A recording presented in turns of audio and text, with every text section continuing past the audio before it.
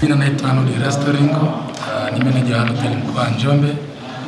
Leo tumekuja kumuona mkuu wa mkoa kumfikishia salamu za Christmas na mwaka mpya kutoka kwa mkurugenzi wetu mkuu wa Halotel Tanzania.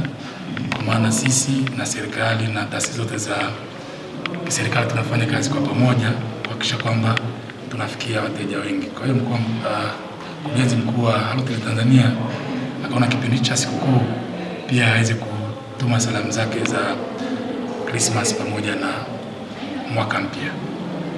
Tunaendelea kuwashukuru wana Njombe wale ambao wanatumia mitandao yetu ya Halotel. Pia tunaendelea kuwaomba waendelee kutunga mkono katika suala la kutumia line zetu za Halotel, lakini pia kama kampuni tumejipanga vizuri kuhakikisha kwamba tunaongeza huduma zetu za Halotel pamoja na kuboresha huduma zetu za Halotel sehemu zote tunapatikana.